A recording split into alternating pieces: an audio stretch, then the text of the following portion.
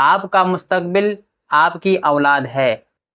ناظرین کرام، اولاد قدرت کی ایک عظیم امانت ہے۔ اولاد قوم و ملت کا ایک اہم ترین سرمایہ ہے۔